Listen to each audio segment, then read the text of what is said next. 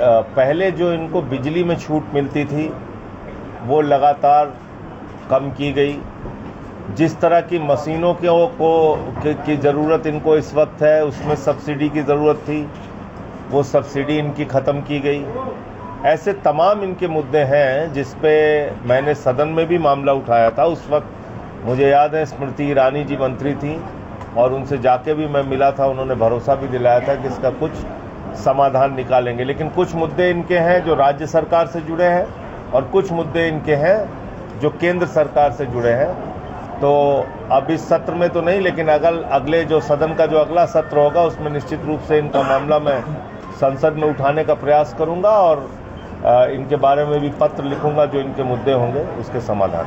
अच्छा सर, देख रहे हैं कि जो वक्त संशोधन बिल है पास हो गया, खूब हंगामा भी बरपा है, क्या कहना चाहेंगे इस पर? देखिए, आज मैं जब आ रहा था तो रास्ते में मुझे एक खबर मिली, मैं चाहता हूँ आप लोग भी देखिए इसको। और ये खबर वही इशारा करती है जिसकी चिंता मैंने देश की संसद में जताई थी। और ये खबर क्या है? ये खबर ये है कि आरएसएस जो है कैथोलिक चर्च की ज़मीनों पे कब्जा करके और उसके भी ऊपर बीजेपी और आरएसएस की निगाह पड़ चुकी है।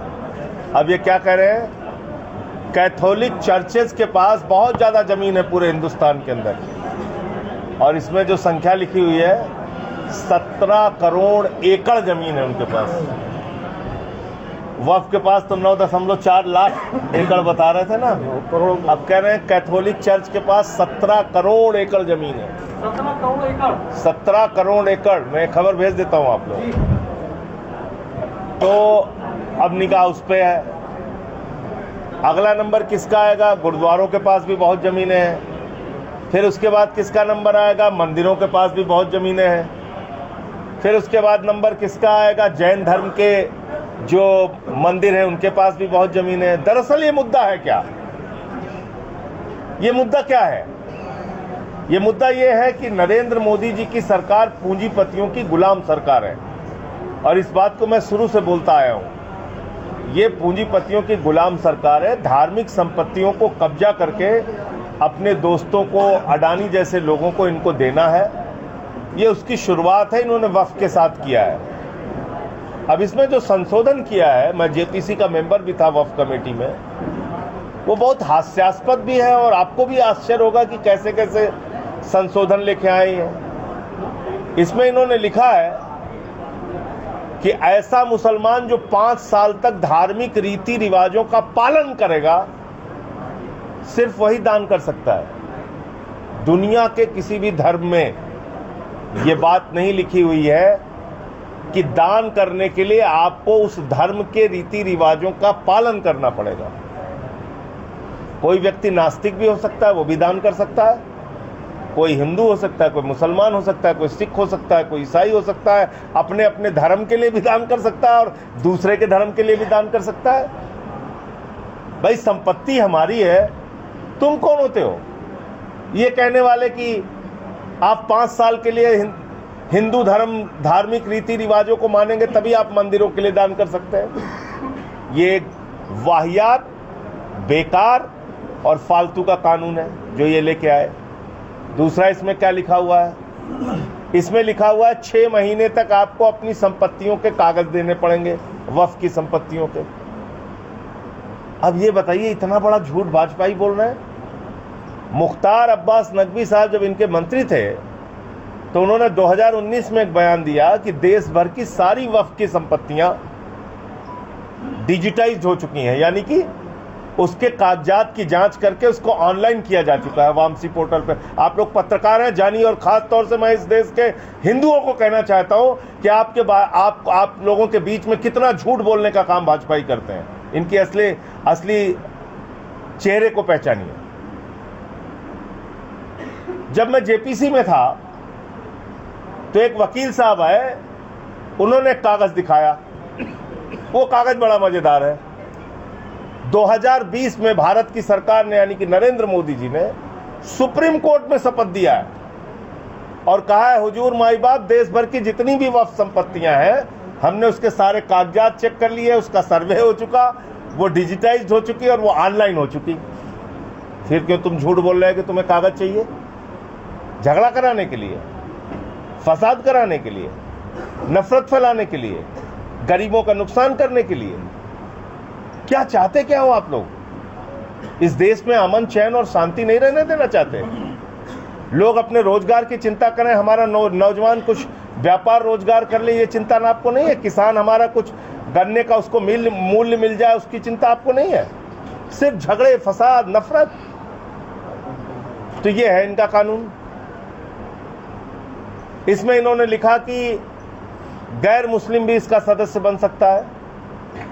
मैंने कहा भाई ये तो बाबा साहब डॉक्टर भीमराव अंबेडकर जी के संविधान के खिलाफ बात है, क्योंकि संविधान की धारा 25 और 26 ये साफ तौर पे कहती है कि अलग अलग धर्म के मानने वाले लोग अपनी धार्मिक संपत्तियों का प्रबंधन अपनी धार्मिक मान्यताओं के हिसाब से करेंगे, ये लिखा हुआ है।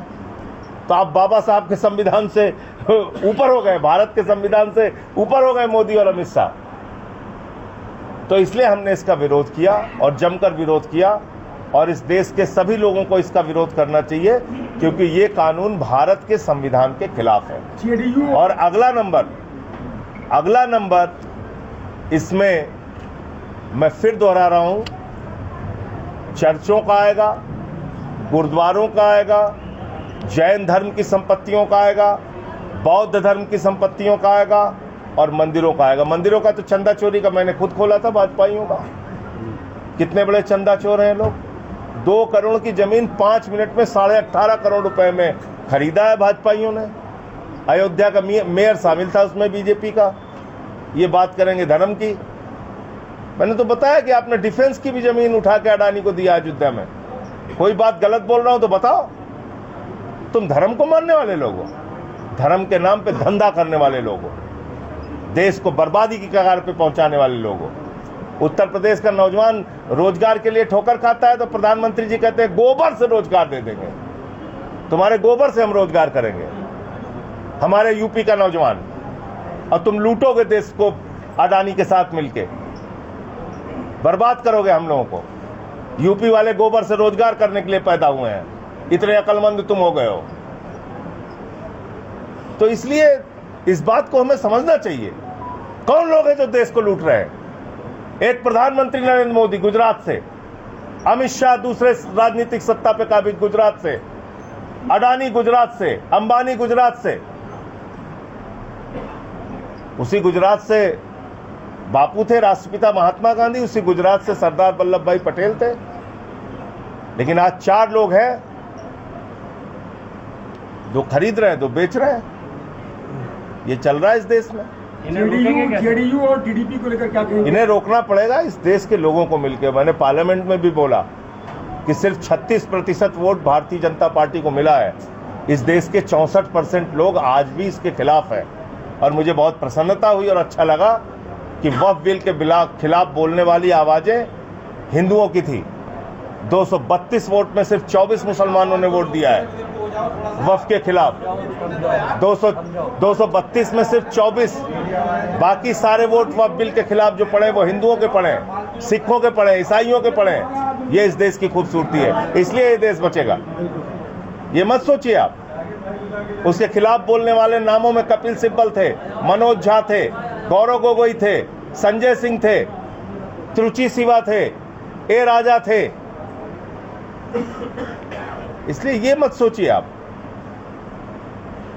ये देश तो बचेगा, ये देश हमारा है, 144 करोड़ लोगों का। इस देश की सभ्यता, संस्कृति, भाईचारे को कोई मिटा नहीं सकता। ऐसे टुटपुंजिया कोशिशें होती रहेंगी, उसका हम लोग मिलकर मुकाबला करेंगे, उससे कोई चिंता करने की बात नहीं। जेडीयू और टीडीपी को लेकर क्या कहेंगे? इन्होंने इस अपराध में इनका साथ दिया है, इस पाप और गुनाह में इनका साथ दिया है, और मौका आने पे जनता इनको जवाब देगी। राष्ट्रीय लोकदल के कुछ लोग इस्तीफा देना शुरू कर दिए हैं, मेरठ से शुरुआत हो चुकी है। अब उस पर जयंत चौधरी जी से जवाब लीजिए, उनसे पूछिए उनका क्या स्टैंड है, क्या मानना है। अच्छा, मोदी जी को अल्पसंख्यकों की चिंता ज़्यादा है, लेकिन बांग्लादेश की, हिंदुस्तान की क्यों नहीं? देखिए ऐसा है, मोदी जी को किसी की चिंता नहीं। आपको गलतफहमी हो सकती है, मुझे कोई गलतफहमी नहीं। मोदी जी को धंधा मिले तो कतर का शेख उनका कुंभ का मेला हो, मेले में बिछड़ा हुआ भाई बन जाता है, ऐसे गले लगाते हैं उसको। मोदी जी को धंधा मिले तो दुबई जाएंगे, कतर जाएंगे, ओमान जाएंगे, मिडिल ईस्ट जाएंगे, सब उनको प्यारे हैं, मस्जिदों में भी जाएंगे, लेकिन हिंदुस्तान की नहीं।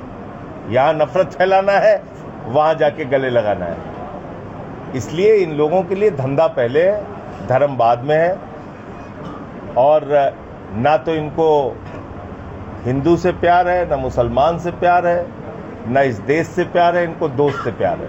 आगे क्या रणनीति रहेगी आपकी वक्त संशोधन में? देखिए, बहुत सारे लोग इसमें कोर्ट में भी गए हैं, सुप्रीम कोर्ट में, और मेरा ये मानना है कि एक गैर संवैधानिक बिल है। जैसा मैंने आपको बताया, भारत के संविधान की धारा 26 वो सबको पढ़ना चाहिए, जिसमें सभी धर्म के मानने वाले लोगों को अपनी पूजा अर्चना इबादत प्रेयर करने की स्वतंत्रता है, और सभी धर्म के मानने वाले लोगों को अपनी धार्मिक संपत्तियों के प्रबंधन की आज़ादी है।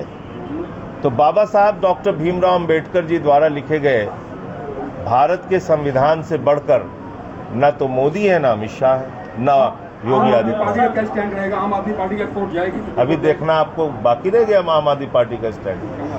जेपीसी में विरोध किया, पार्लियामेंट में भी विरोध किया, आगे और आपस में बातचीत करेंगे। बीजेपी के तमाम नेता आप देखिए तमाम मंचों से कह रहे थे कि मुस्लिम जो गरीब मुस्लिम है उनके हक में ये बिल है। जो ठेकेदारी प्रथा चल रही थी, दादागिरी चल रही थी, वक्त की जमीनों पर कह रहे हैं कि वे 11 महीने से बेची गई, बड़े बड़े क्या फालतू की बातें ये। मुस्लिमों की चिंता है इनको। दोनों सदन में मैंने बताया तो एक एमपी है इनका, गुलाम अली, वो भी नॉमिनेटेड आया था, बाद में उसको बनाया। शाहनवाज हुसैन, मुख्तार अब्बास नकवी कहाँ है? कहाँ है?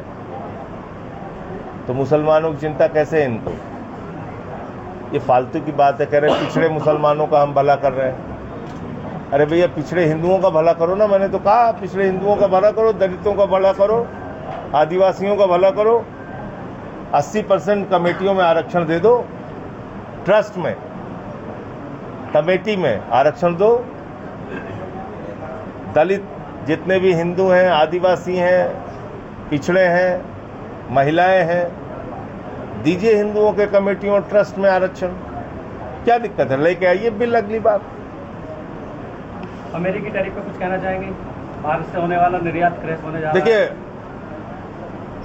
मोदी जी अमेरिका के सामने जिस प्रकार से नतमस्तक हैं, उससे भारतीय अर्थव्यवस्था के ऊपर बहुत विपरीत प्रभाव पड़ेगा। भारत 144 करोड़ लोगों का देश है, बहुत बड़ी मार्केट है यहाँ की। हर देश को व्यापार करना यहाँ उसकी मजबूरी है, वरना उसके सामान बिकेंगे कहाँ? चाहे चाइना हो, चाहे अमेरिका हो। तो इतना दबने की क्या ज़रूरत है? अगर वो टैरिफ बढ़ा रहे हैं तो आप भी अपना लाल आंख दिखा के बातचीत कीजिए। आपका तो लाल नीला हरा सब आंख हो रहा था पहले जब विपक्ष में थे। संजय जी, जो दिल्ली के परिणाम आए, हालांकि सवाल अब थोड़ा पुराना है, क्या माने, क्या मतलब पार्टी ने विश्वास खो दिया जनता के बीच में? मैं ऐसा नहीं मानता। 43% लोगों ने अभी भी हमें वोट दिया है, और 2% वोटों का अंतर था। उन्होंने जिस प्रकार से सत्ता का दुरुपयोग किया, जिस प्रकार से वोट बढ़ाए, वोट डिलीट कराए, वोट शिफ्ट कराए, तो 2% का खेल तो अपने इन तमाम कुकर्मों से भाजपा ने किया। लेकिन चुनाव में जीत होती है, हार होती है, तो हम हार को स्वीकार कर रहे हैं और मुकाबला करेंगे इनका। अब बढ़ने लगी फीस बच्चों की, हो रहे हैं ना आंदोलन। पार्कों में 50-50 रुपए कर दिया। हमारे बुजुर्ग जो जाते थे पार्कों में बैठते थे, 50-50 रुपए एंट्री फीस कर दी है पार्कों में। बिजली कट रही है 8-8 घंटे दिल्ली में। तब याद आ रही है केजरीवाल की सबको, आम आदमी पार्टी की तारीफ की है, कहा है कि अब ये सही समय है जब दोनों देशों को साथ बैठकर बात करनी चाहिए, जबकि आम आदमी पार्टी आरोप लगाती रही है कि चाइना ने जमीन पर कब्जा कर रखा है। नहीं, हमारा आरोप तो नहीं है, मीडिया वालों ने ही दिखाया है, आप ही लोगों ने दिखाया है। गूगल से मैपिंग करके दिखाया, यहाँ घुसाए हैं चीन वाले।